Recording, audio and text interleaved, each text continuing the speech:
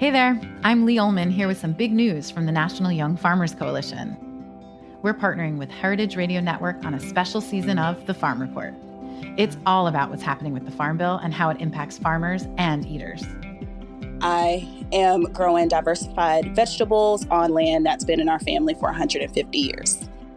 And so with the pandemic, gentrification, property values going up, we had to sell the land and we lost it. Join us as we uncover the untold stories behind this massive piece of legislation that shapes how we grow our food, what we eat, and so much more. The problems we have had, those are things that come from earlier Farm Bill and USDA policy, right? Like Earl Butts, get big or get out. You know, it's my responsibility to know not only what I'm eating, but then like how that all came to be. And realize like, wow, like this piece of legislation, all this money, like it's technically something that I support as a taxpayer. While Congress debates the next Farm Bill, this is not just an invitation to listen. It's a call to action. Be part of the conversation. Subscribe to the Farm Report on Heritage Radio Network, wherever you listen to podcasts. This episode is brought to you by Essex Market. Essex Market is New York City's most historic public market, proudly located on Manhattan's Lower East Side. Find the freshest produce, meat, fish, and specialty foods from over 30 unique vendors. Learn more about the market's family of small neighborhood businesses at essexmarket.nyc. We talk about food, we talk about music, with musical dudes. Finger on the pulse, snacky tunes. Hi, everyone. Welcome. Thank you so much for joining us tonight. I am super excited to be here with you all. My name is Isra Chakar, and I lead Oxfam's Migration and Protection Campaign. I'm a senior campaign lead based in the DC area. Pretty exciting place given this past weekend. And I'm so happy to be welcoming this panel in this really timely opportunity for us to have this conversation. And so I want to welcome my esteemed guests. Before I get started into introductions, I first wanted to make sure that you all had a couple of housekeeping announcements. This panel is being recorded and English closed captioning is available. You can find the closed caption button in your list of tools on Zoom if you need to activate that. Also, you can ask questions at any time during this entire panel. We actually encourage questions here, but you go ahead and use the Q&A function and we'll do our best to get to everyone's question in this panel and hopefully during the Q&A segment. And lastly, let's get started because I know if you're joining us on a Monday night, you are super excited to not hear me speak, but more hear our panelists who I'm really excited and honored to be with tonight and introduce.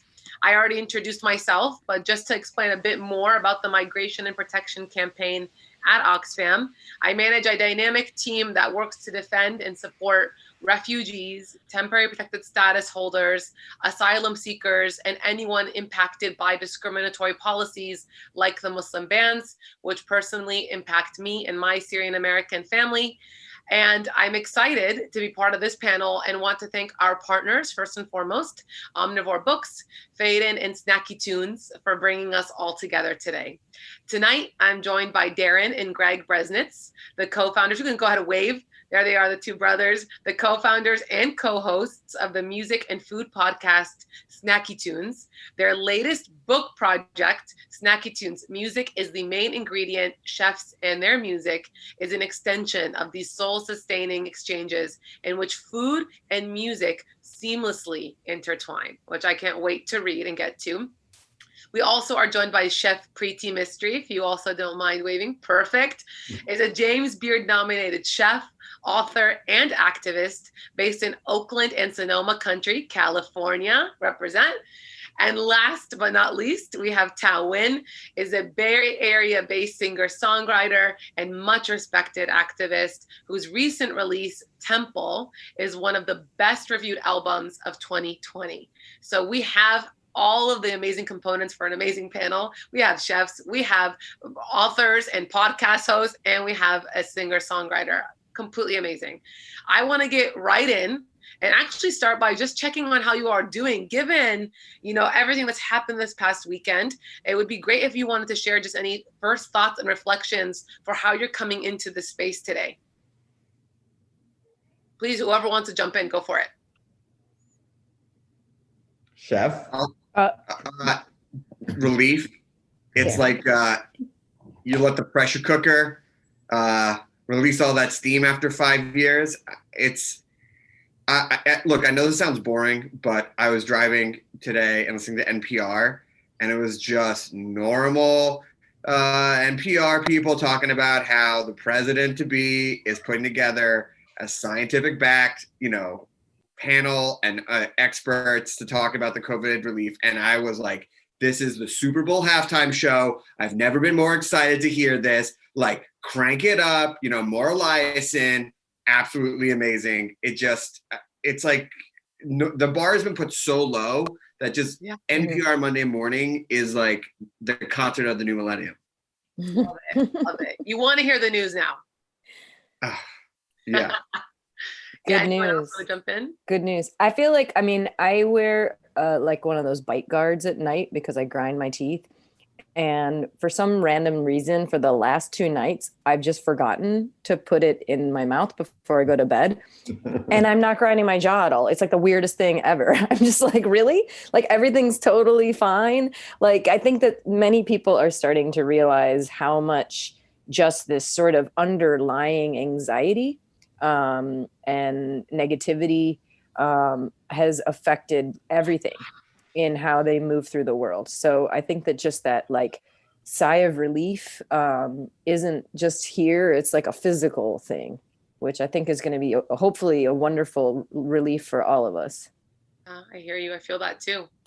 Anyone else want to feed in? Greg? I'm a new father. I have like a 9.5-month-old daughter. And I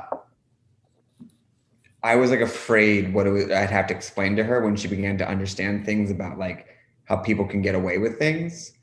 And it feels really good to have, I think like the biggest thing about this, because my wife and I are in the South right now. It's like, I want to make a clear distinction about not being against Republicans, but just being against immoral people as leaders. And I think like there's a clear distinction about that type of and like being here and having to understand understanding why someone like that can get to the White House, but also understanding that it was never about that. It was just like, that is just a bad example as a human who should be leading us. And watching Biden just have full sentences and talk about plans and science and logic and reason and like bedrock morals, you're just like, oh yeah, I forgot. This is like, I'm like kind of not bored by the president, but like this should just be like kind of steady. So I'm excited. I will say one other thing is that like in the days when they weren't calling the election, it was the longest that Trump had been off the major networks. And I was like, this is the most calm we've had in 4 years, because they couldn't cover him because they chose to finally not cover him for lying.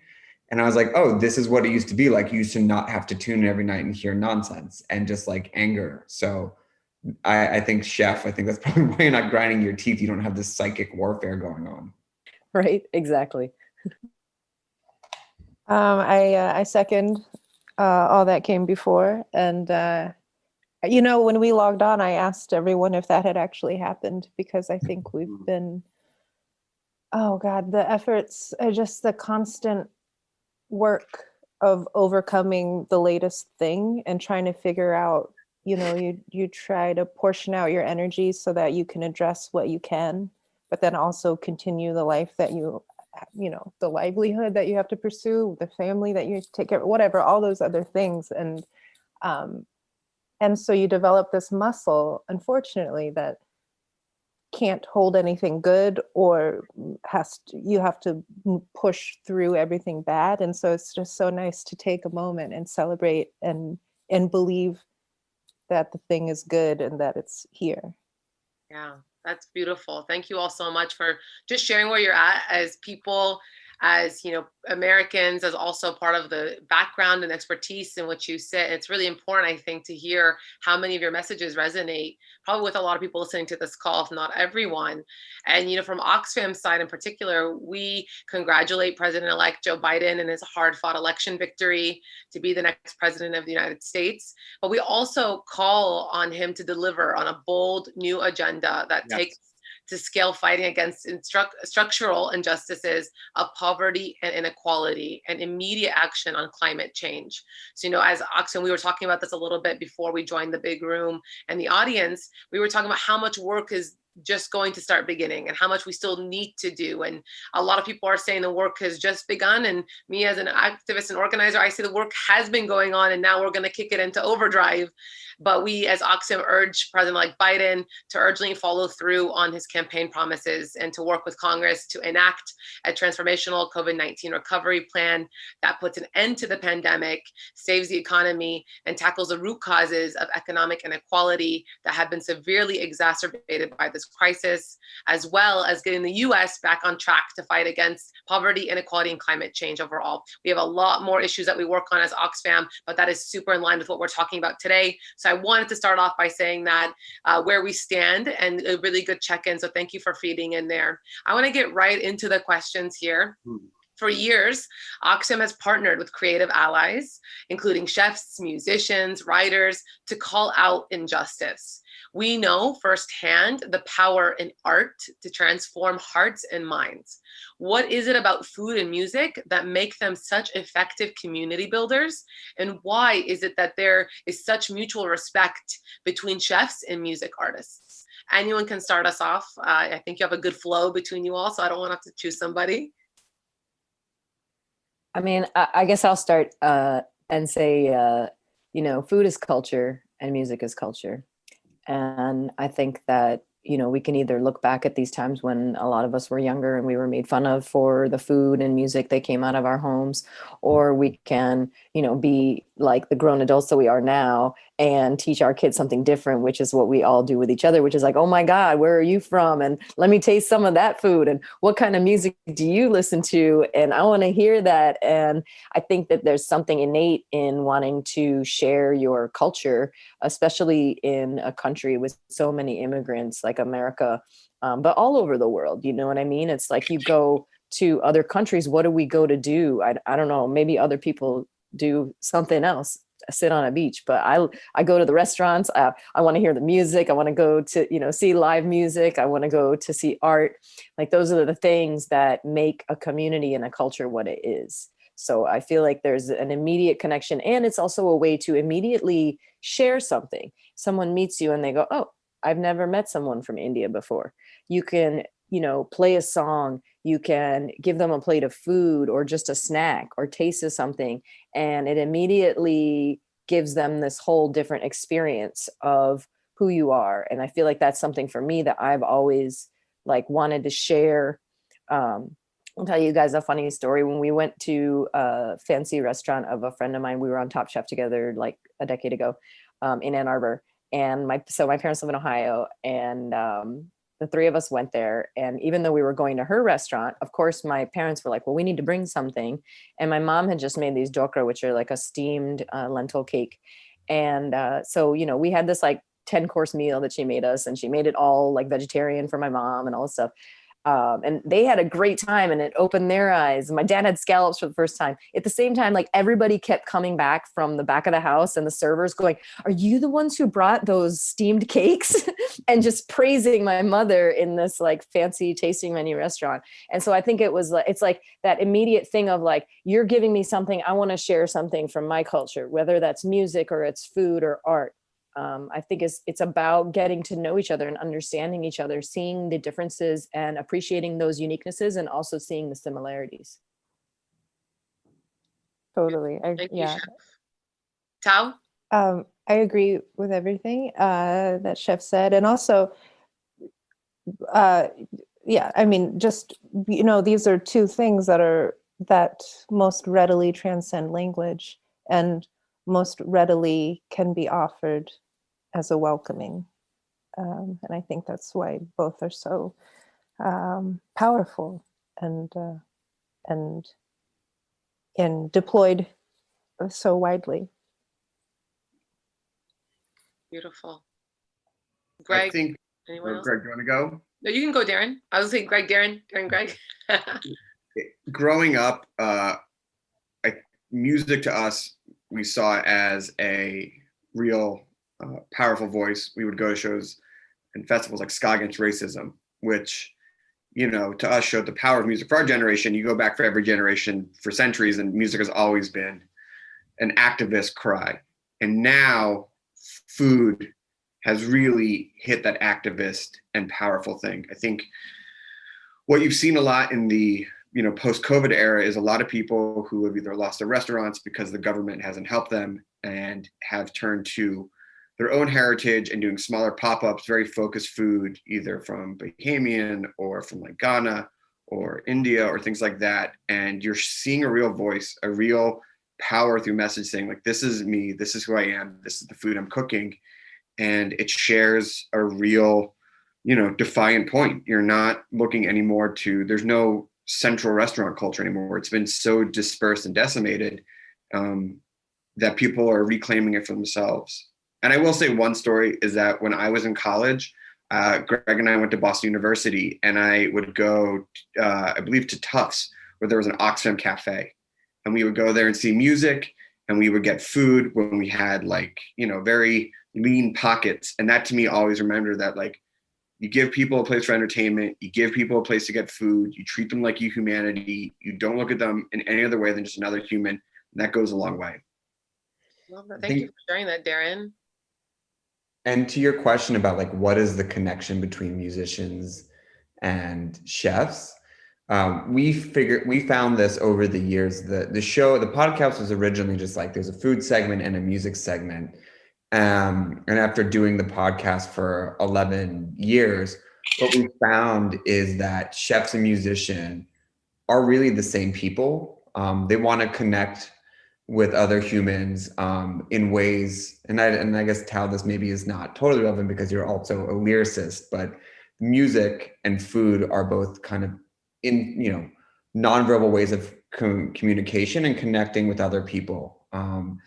And sometimes even lyrics, when you maybe don't listen to the words as much, but the way that voice is used as a way that certain spices are used as accents or layers on top of dishes, it allows for people to be able to find this way. And I think in the way that when you perform intimate shows and you have dinner service, you're able just to really identify with the person across from you and touch them in ways that transcends language. And that was only something that we really understood after many years of doing the show and being like, wait, was it a chef or musician who gave us that answer before? This is interesting. And that was kind of what we also found within the book, that, most chefs' first love was music, or first identifier was music.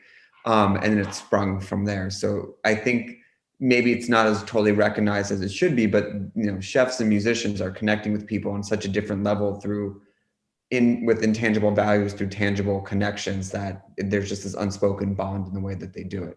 Mm-hmm, totally. And I wanted to revisit Darren's point about the relationship between chefs and musicians and the restaurant industry and the music industry in this particular moment. And I've been a part of panels or discussions around the future of the music industry and what's happened and how it's been decimated. And I've taken such inspiration and motivation from the way restaurateurs and different people within the food industry have responded to this. And I feel very strongly that both industries, live music and food, are facing obviously a lot of this the same struggle, and have historically been navigating within that extremely narrow, thin margin. And if anything goes wrong, you're done. It's such a precarious position, and it's underfunded, underappreciated at state and federal levels. But the way people in food have been adapting and figuring out how to survive has been really inspiring for musicians like myself. You know, we finished this book in about April, May of this year, and every restaurant in this book is an independent restaurant. And not many, but we're starting to see more and more restaurants that have been listed or chefs in this book have closed up shop. And the sad thing is that it means so much to so many people on so many different levels, whether it's just spiritual or connectivity, but financial. I mean, you look at the numbers and what these restaurants do. I mean, Preeti, I know that you and so many of your chefs feed communities, you know, like charity work has become such a big part of it. And so when these independent restaurants start disappearing, you start losing a hub. And, you know, a lot of times these people are working with food banks and they're donating their time and their celebrity, and Thao, you're the same way. And it's just like, if you lose this community, it's more than just going out to eat and going to see his shows. You are losing a place where people can support other people. And it has taken so long to get to this point with restaurants and independent venues and artists. And it is going to take a long time to come back if people do not step in and save these industries. And you are seeing it every day with restaurants closing and charities losing money. And there's just like, look, we can put all the free fridges and we can buy all the merch in the world, but at a federal level, you need to support this billion-dollar industry on both sides. And Darren, oh, go ahead, Chef. I was going to say, I mean, I think that that's something that, like, I mean, I feel like I've been saying this for years. I was very fortunate that I had closed both my restaurants, and in 2018, I was about to work on a consulting project opening another restaurant, which I didn't end up doing and isn't happening.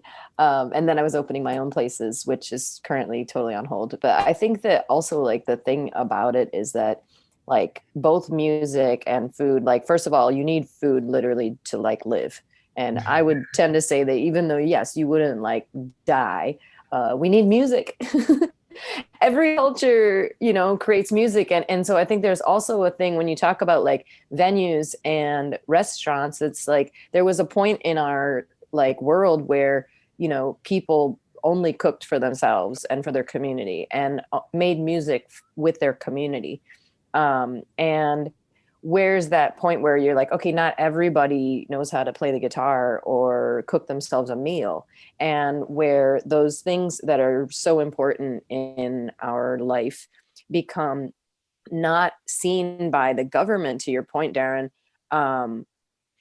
as important, where, you know, whether it's who's gotten a bailout, you know, fast food chains, which I'm not totally knocking, honestly, because at the end of the day, there's a lot of folks that's the only food they can afford. And they don't have time to cook because they're working. But ultimately, these large businesses getting all these tax breaks, it's no different than it was before the pandemic. You know, it was Twitter getting this huge tax break, but why do people come to San Francisco and Oakland? I mean, yes, some come for business to work at the Twitter building, but why do they, you know, why is Oakland the new spot everybody wants to go to? It's the music, it's the culture, it's the restaurants, it's the art. Like, those are the reasons. And yet the government does absolutely nothing to incentivize us. And yet they give Twitter, this company with so much money, this massive tax break just to open up their headquarters there. So I think that when you look at, like, you know, when people talk about the amount of money that is being lost in San Francisco and Oakland right now because of the lack of tourism. How many conventions that feed all of those restaurants and music venues, and also musicians that are performing at these events privately. All of that is not supported in any real way because, as you say, Darren, it's mostly all independent people. So it's not like this one company, boom, you give them this tax break, it has this effect. It's like all of these individuals that you have to somehow, like, access. I don't think it's actually that hard. But I do think that maybe what I felt even pre the pandemic will finally, like, kind of sink in for more and more people, that independent restaurants, like musicians. Like these are things that we need in our world. And when we're in this place where we're actually lacking those things, maybe we have a moment with COVID to like realize what is really important to us, and that these things are super important, and we can't let them fail, and we can't let the folks that create these beautiful things in our culture not be supported.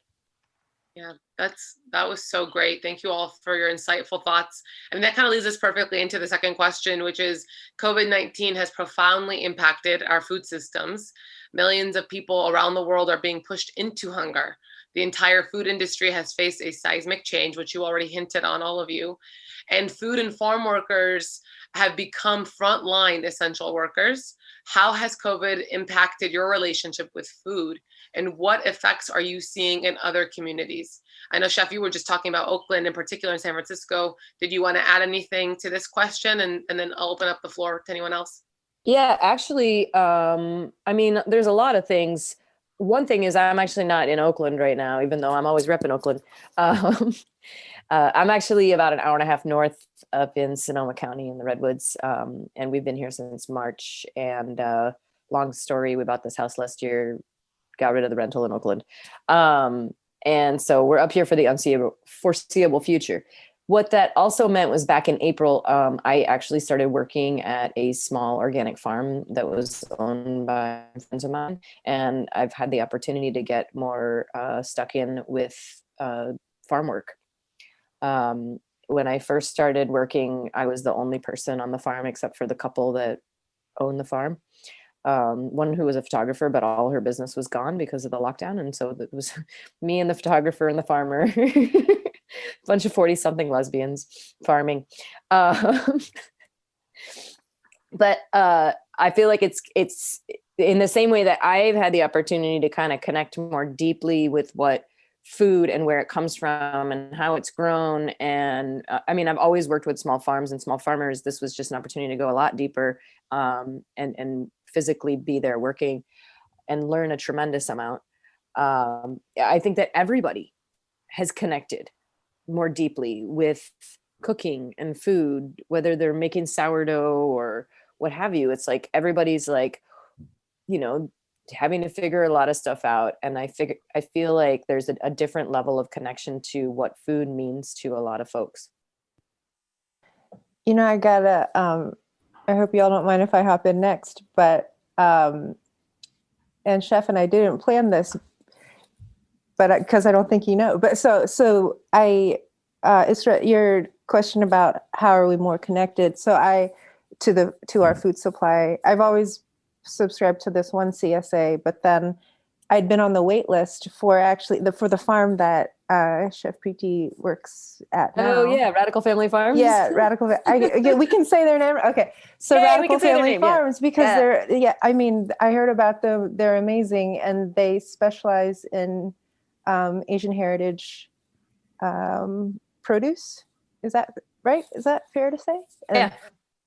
And they're queer owned, queer run, and so I will say 2 CSA subscriptions is a bit much, and it gets a little stressful, but I couldn't pass up the opportunity to support and also to be cooking with these ingredients that that's hard to get, it's hard to source, and they remind me so much of growing up and the food that I grew up with, and I'm connecting more with my mom around recipes. So that's so awesome. I'm so excited that you've been getting the CSA boxes. I love it. We can talk more about that later. So. Yeah. When we actually hang out socially and not just be on panels together. I would say on the other side of it, so I have been in New York the last 15 years until COVID, and now I am in Lafayette, Louisiana, where my wife is family from, and where the hurricanes have just like ripped through here, but it's not like an equal opportunity destruction. It's of course neighborhoods of people underneath the poverty line, BIPOC communities, and what's really sad is that the media is really good at covering the lead up and the destruction, right? Like they're really good at that. I've never felt more people reach out to me and be like, "Are you okay?" And I was like, "We're 40 miles away," which is a very significant thing. But no one is really talking about the recovery. No one is talking about the damage. It was done during it's still hot down here. It's really hot. Today it was like shorts weather. It's still really humid. So when we're going through people who lost power, they lost the refrigeration, and it just kind of disappeared. So watching people who are already on the edge, and then we're like very good fodder for ratings, but not really good fodder for relief is pretty amazing. Like it was just today that I think Zeta was the most recent, that Lafayette Parish and other parishes finally got relief from one of the things, but like they're still waiting. Cleanup is still good. The cleanup crews are gone. So I think seeing how the pandemic pushes people, plus global warming pushes people on the edge, already over the edge, and then forgotten about, has been pretty amazing to see, like just how quickly to it. And something that I was completely ignorant to while living in New York City. And you just kind of see, it's like these people just feel abandoned due to this, and no one is coming to help them because it's not a good story.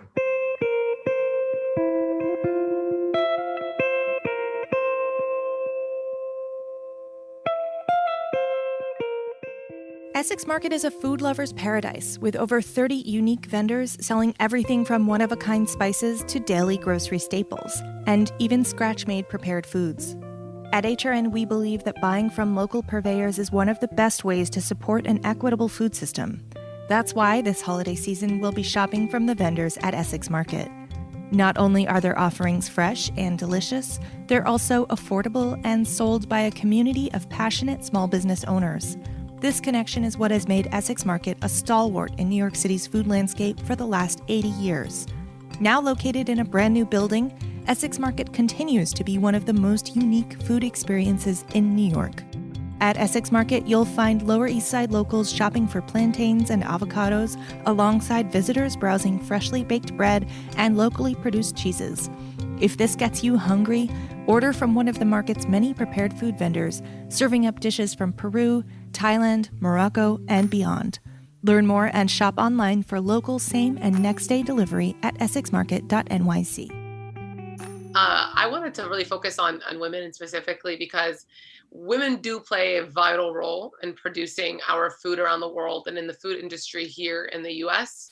At Oxfam, we think women must be included in any decisions about how we revamp our food systems, but we still have a long way to go, which I think a lot of your commentary has already proven that and spoken to that.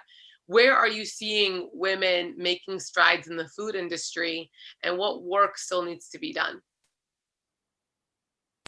Well, I mean, I feel like first and foremost, like it's kind of a ridiculous thing, right? Like women are traditionally the people who have been cooking in households and communities for like since the beginning of like time. And yet for some reason, as soon as you put on a white jacket and get this big knife, it's this like really male thing. Right. And I would say that the same is also true to maybe not as disproportionate is in farming. And one thing that I not just because of my recent experience, but even prior, have seen a lot more women going into farming and being interested in going into farming, which I think is a super important part of the food system, because when we just like stop it, it's sort of like getting deeper, right? So it's like, oh, we'll let you be in pastry and salads. And it's like, no, I want to work the grill. I want to be the executive chef. And then saying, okay, I have this great restaurant and I'm the chef and I'm the owner and I get all this great produce from all of these guy farmers. But saying, no, I want to be the farmer. I want to learn more about this. I want to do this. I mean, from my understanding, the largest amount, I believe there's a higher percentage of women at Culinary Institute of America, and in culinary schools across the country. And I think also there's a larger percentage of women, young women, in terms of young farmers. It's more women. So I see that really shifting things, because I think that when we get out of just making pastries and writing about food, but actually growing it, and then being in charge of it. I think that that's where you see a lot of change. The other thing I see, which I think is being somewhat having a positive sort of boost because of COVID, is people sort of moving more towards more simple comfort food. And, I mean, for those of you who know me, or for those of you who don't, like, I'm not a huge fan of fine dining. I kind of think it's bullshit. And so for me, I feel like, fine dining has really shown during this time that it is clearly not essential. But do you want to get that stack of tortillas and that pound of carnitas and that quart of beans and that quart of guacamole and chips and salsa? Yes. To feed your family? Yes. So I think that the way that we start looking at food as a people and understanding, like, through this process of COVID, there's been this extreme, like, people are just like, I want that comfort. I want that thing. I want that, like, this, I bring it up again, like this focus on sourdough. It's like bread, like fucking bread, like the thing that is the most basic sort of, square one of what creates a cuisine, whether that's a loaf in this case, because this, we're talking about America and sort of European focus, or you're talking about flatbreads or all kinds of breads. Like, that is like, whether it's breads or rice, it's sort of like the foundation of any cuisine, and people focusing on those like basic essentials. And finding comfort in that, and because ultimately food is about nourishment, and it's about joy, it's about pleasure, and it's also about nourishment. Like, we need it to live. But the sort of smoke and mirrors and smoked mackerel hanging from a wire with some essential oils floating up, like, nobody's like, oh, I really wish we could do that again. I don't hear that from anyone. Like, I mean, maybe it's just because I don't talk to folks like that. But I'm not saying like people don't like nice things and that I don't like nice things. Like, I'm not talking about like Zuni. I'm talking about like super fine dining, things that go beyond nourishment and are really just about an experience or a performance, if you will, that costs an exorbitant amount, that don't really, you might end up going to In-N-Out on your way home. I personally go to those restaurants and I'm just like halfway through, I'm like, I can't eat anymore. I'm full. Why do I have to eat all this food? So I think that in a lot of ways, it's really just about like getting more back to like this essential place of what we really crave. And I feel like this moment is really suited to women in the food industry because, and not to say that there aren't women who cook fine dining, but if you look at sort of the scale, I would say, there's a few women in fine dining, whereas there's a lot of women chefs who are cooking with, everything from like the sort of Zuni mid-range quality bistro meal that's very nourishing to, your taco truck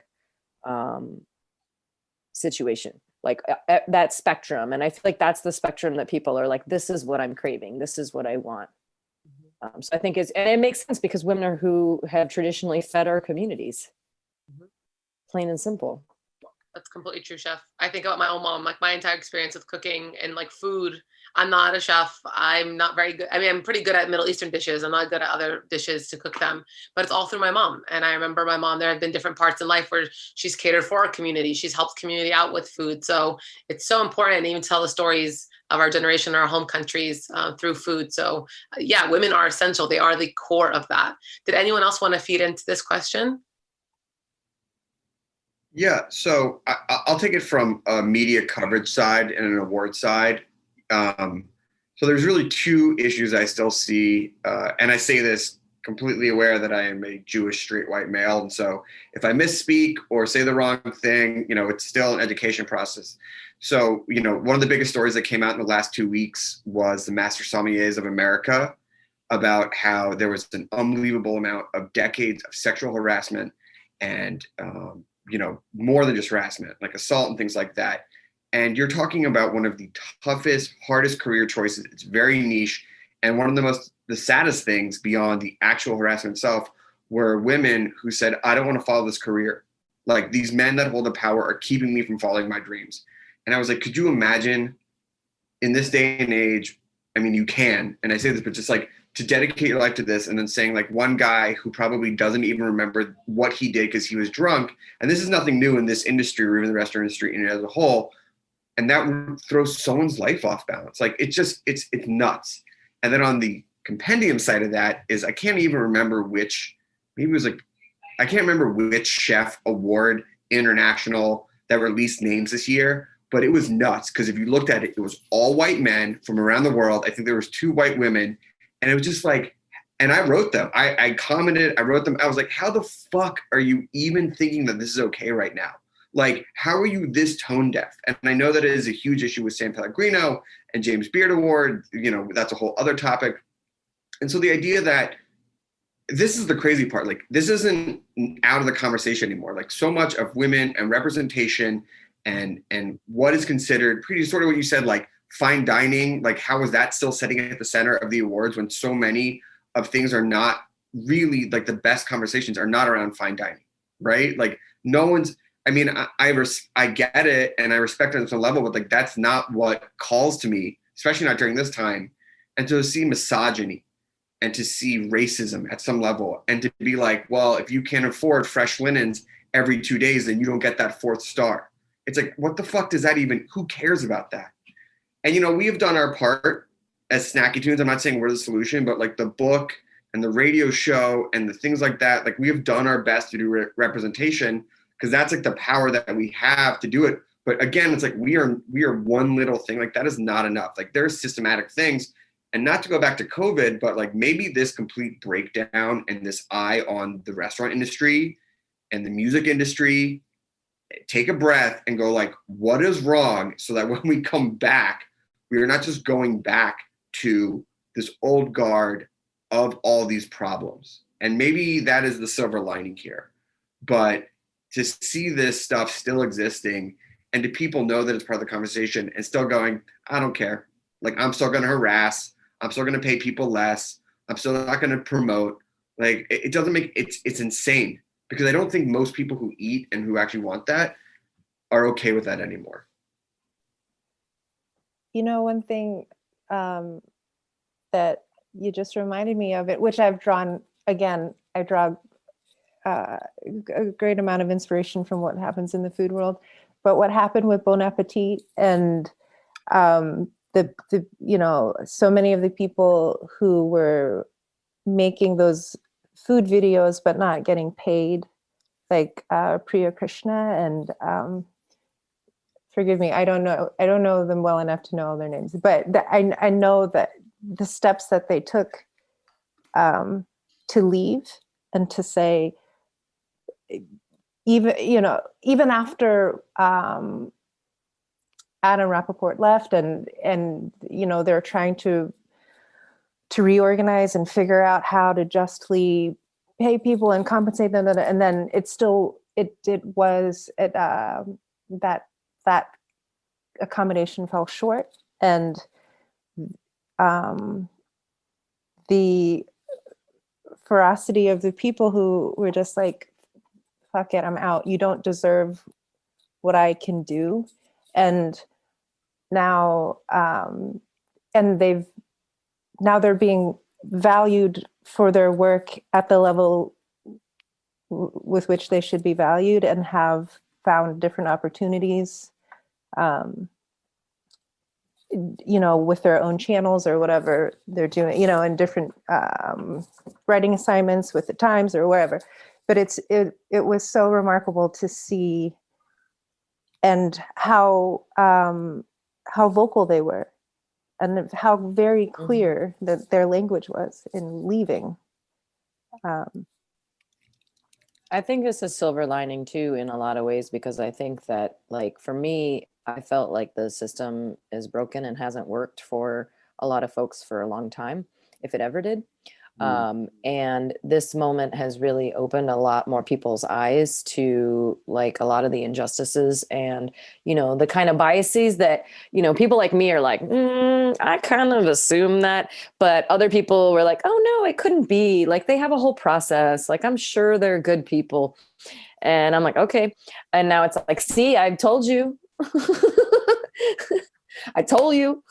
But at least like more people are getting it, whether it's seeing like Thomas Keller suck up to Trump or like Danny Meyer come out with this like find people on both sides statement yesterday or what have you. I think that you're seeing a lot and the ratio of people that it's not just about like there's going to be people like me who are always going to be like hella skeptical and like on the left that are just like, okay, I see you.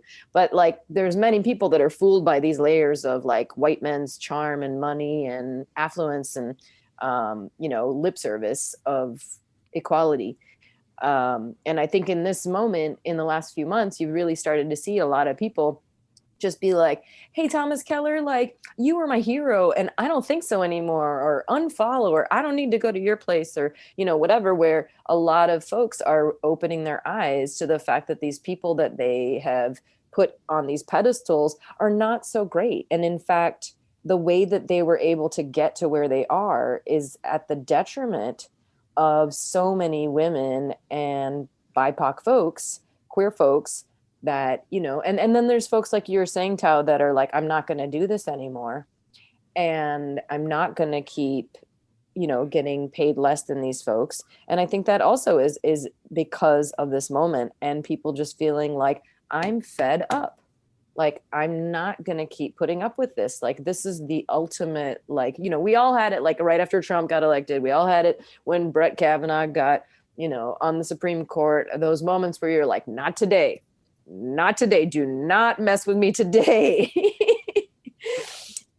But I feel like this moment, COVID has really pushed a lot more people to really see like, oh, wow, they really don't care about us at all. I think I do want to give one, like, there's always like darkness in this, but I think you always look for like educational. Sorry. I know. No. Well, I mean, there's darkness. So like 5 years ago, I used to work for a company. We were the co-host for Food Book Fair, and it was a panel, 5 people on the panel. 2 of the people on the panel were Mary Batali and Ken Friedman. It was 2015. If you are not aware, they were 2 of the most heinous people of all time. And the topic of the panel was about recognition for essentially cultural appropriation. And my mom was there. And all the people on the panel, not everyone on the panel, like there was like a NYU professor and everything, and the people on the right side of history were saying like, cite your sources. We're not even saying like, you know, give money to the people you're taking from, but if you're a white person doing Chinese food, like just say that you didn't grow up with this and someone taught you and maybe someone will want to discover. It was around the same time when like 2 white women went down to Mexico and like stole recipes from Mexican women, then got run out of Portland, which was like awful. So I was like, yeah, cite your sources. And my mom was like, I'm not sure about this. You know, kind of takes away from the meal. And my mom is like amazing school teacher. And so we've had like a 5-year debate about this. Like it's been like an ongoing type of thing. And just recently, the New York Times started citing its sources. It's incredible. They kind of came, I think it was about a month ago or maybe 2 months ago, where Sam Sifton was like, you know what? We didn't come up with all these recipes. A lot of them are adapted. Here's the original person. Here's the adaptation. It takes away nothing. If you want to learn from them, go learn from them. And took away nothing. And showed it to my mom. And she was like, this is correct. This is absolutely correct. And just yesterday, she texted me. She's signing up for Biden's task force. She's like getting involved. She's like getting amongst it. You know, she's been like a reading school teacher, reading school specialist her entire life. And I think that when you see these kind of movements change, you kind of understand these things, you see this kind of arc, you get to see people who find these entry points now that maybe felt either didn't know that they needed to look for an entry point or felt embarrassed or didn't know how to get in. And now I think what we're seeing is there's enough time for people like, you know what, I'm going to fail. I'm going to say the wrong things. I'm going to be ignorant, but I'm going to be okay with that because I'm going to learn, and I'm going to do the reading, and I'm going to use my position and show up. That's really powerful. And on that point of activism, thank you all for sharing your thoughts. Thao, I have a question for you. In Interview Magazine, you said, quote, "I think I'm more effective as an activist if I stay in music, to be honest. Music, the way it reaches people and transcends divisions, is a really effective and powerful forum," end quote. What's been the most powerful experience you've had combining your music and activism?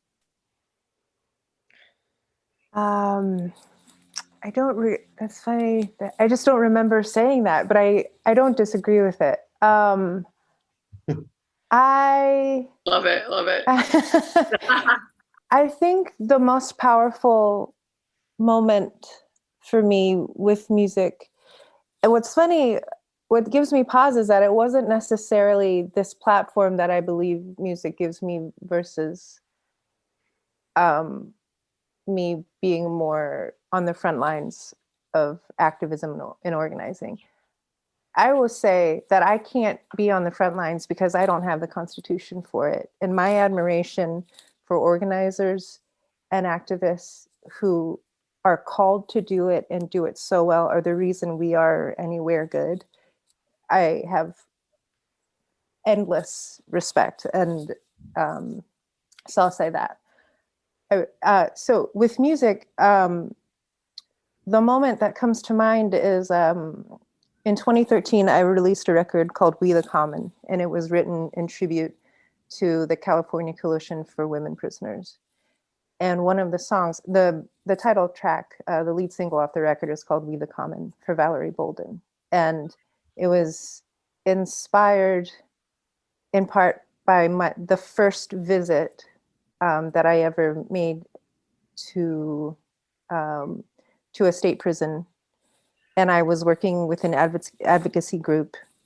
So I was able to meet with several people inside throughout the day, and it was just the experience was something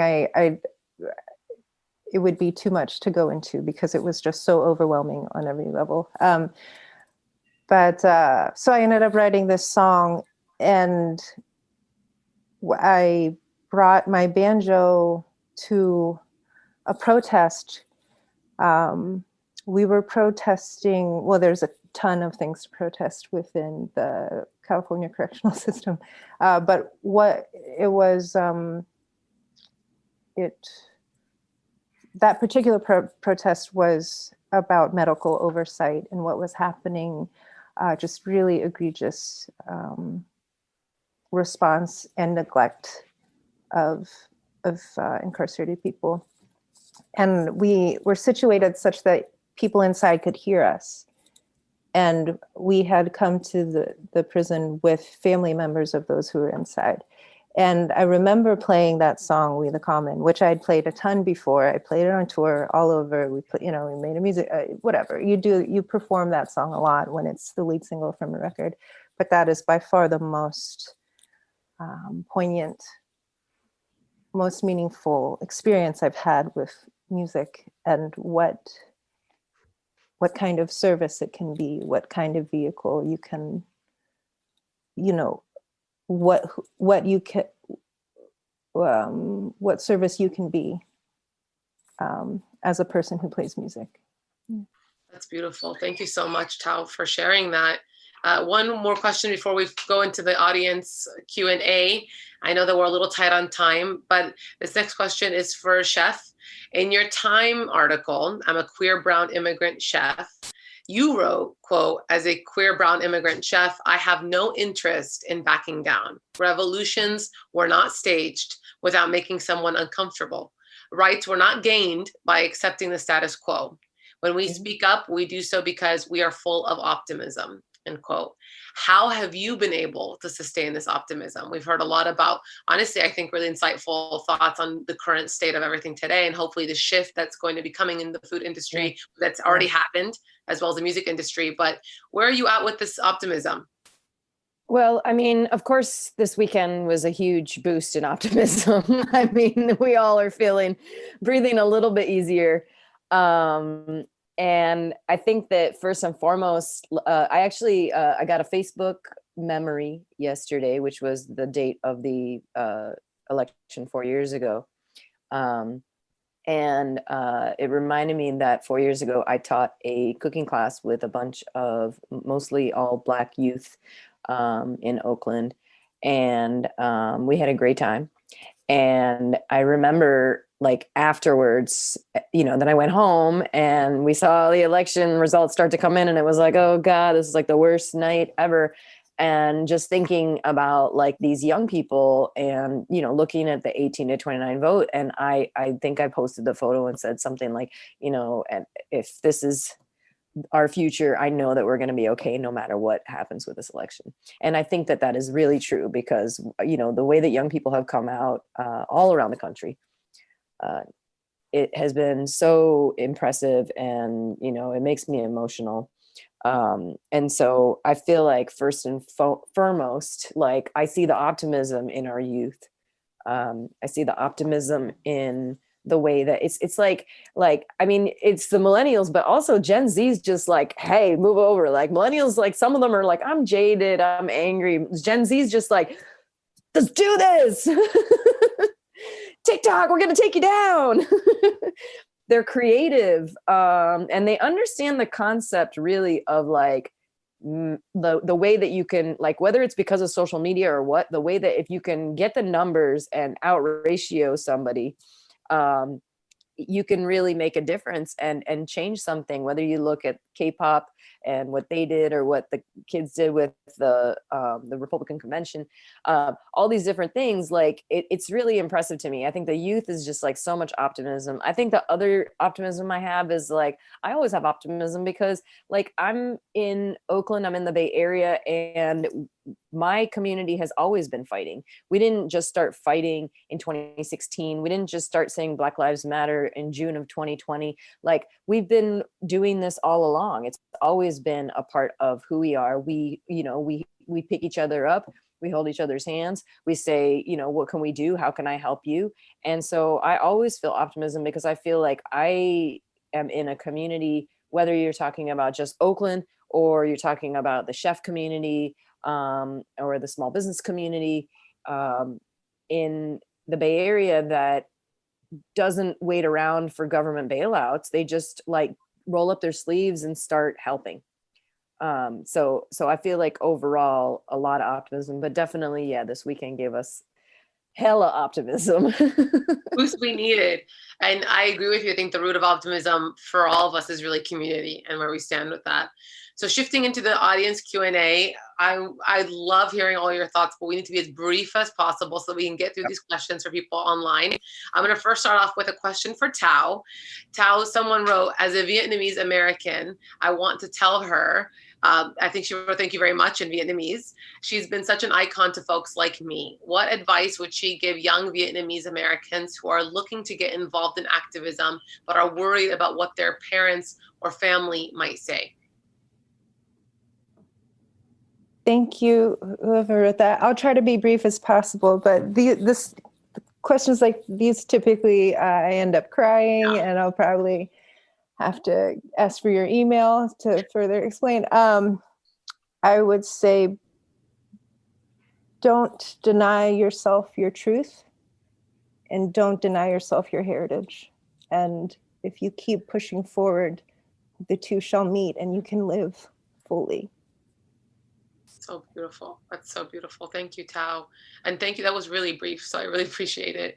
But I think that a lot of different communities can relate to that. A lot of different people from different backgrounds. Beautifully said. Thank you for that. Question for Darren and Greg.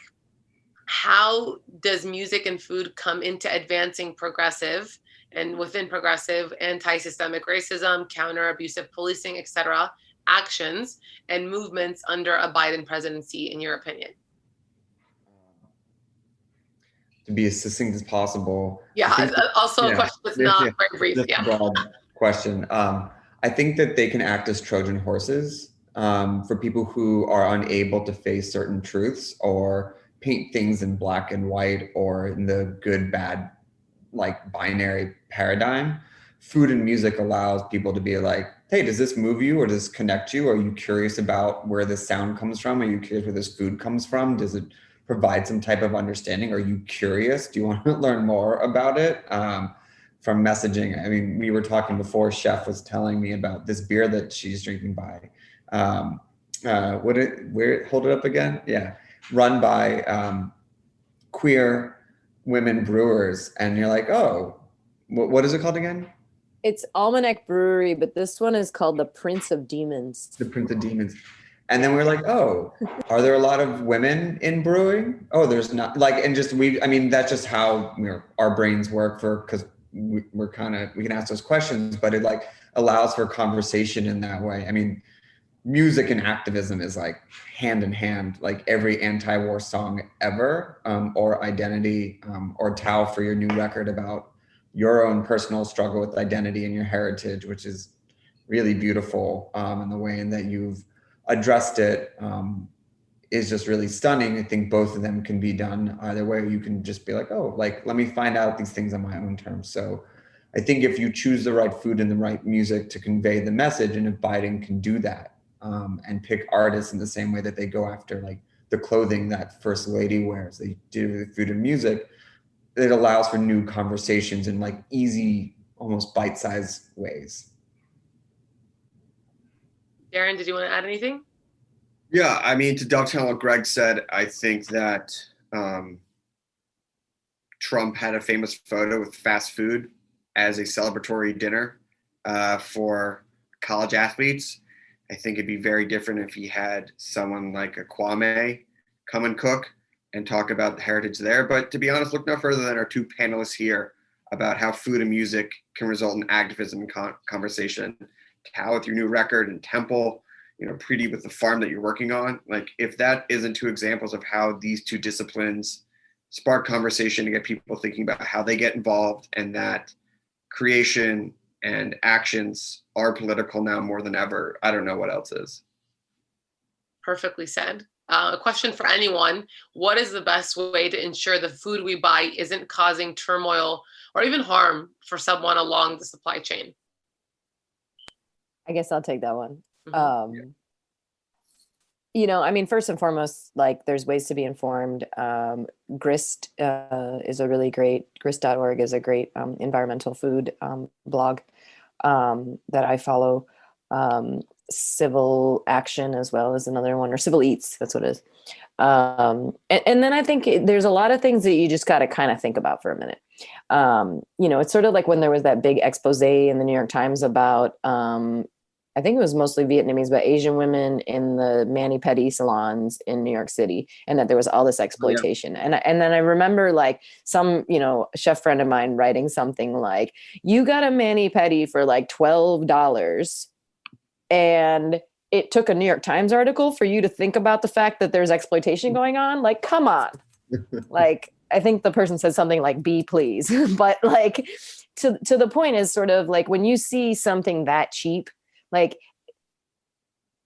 sourcing quality ingredients, paying your employees properly in a safe environment, and delivering that food to people, whether that's on a plate or in a box or what have you, is not cheap. It's human labor, whether you're talking about the farm worker or the dishwasher or the delivery driver. So anytime you're getting that at what feels like a steal, someone is getting harmed along the way. You are benefiting because someone along that chain has been exploited, or the environment has been exploited, or both.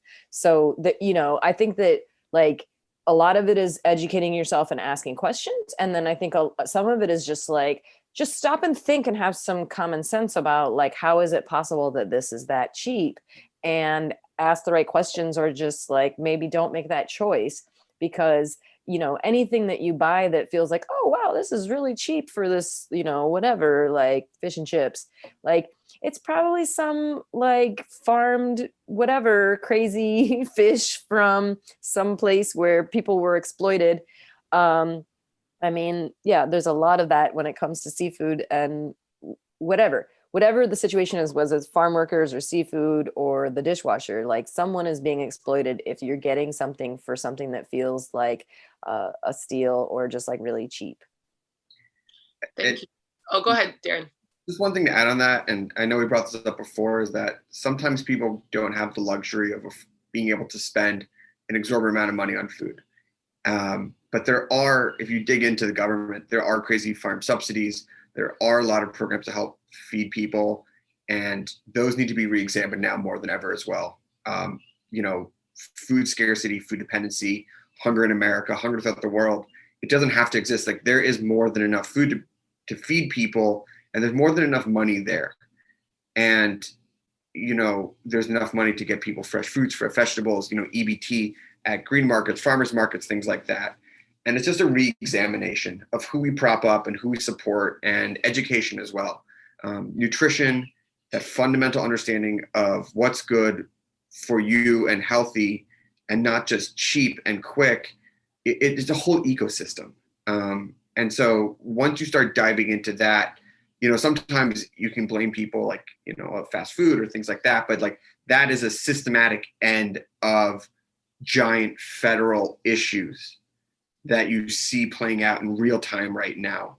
And if you can attack the whole, look, I'll put it this way. If McDonald's thought that they could get more people to eat salads and that was more profitable, and whole grains, they wouldn't serve another burger. They're not driven. It's not driven by like, we need to get these burgers out. It's not like the head of McDonald's now is like, my core is selling burgers. If they could sell, whole, oatmeal or fresh fruit, they would do it, but that's not profitable. Those aren't the systems that aren't set up.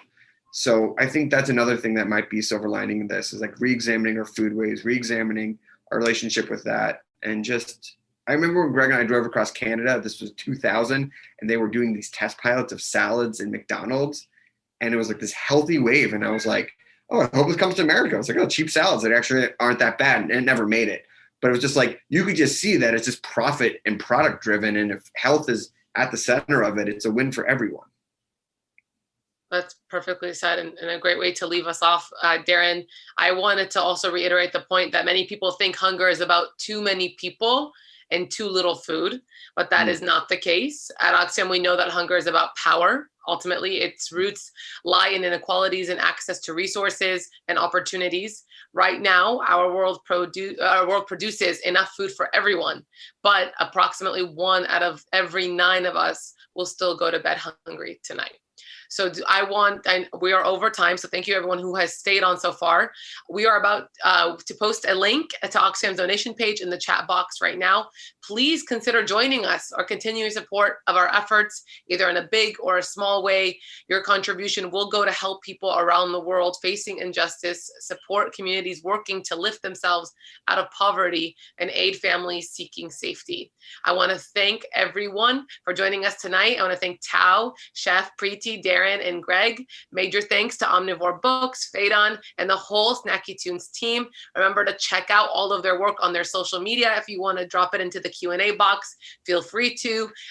Really continue to support these amazing, amazing independent artists in every way, shape, or form. It's been such an honor to be with you all tonight in community and in conversation. And I hope that we can get together soon and do this again. Thank you to everyone for joining us. If we were not able to get to your questions, we'll hopefully follow up with you offline, and have a great and wonderful Monday evening. Thanks, everybody. Bye. Thank you. Thank you. Thank you. Bye. Thank you so much. Bye, y'all.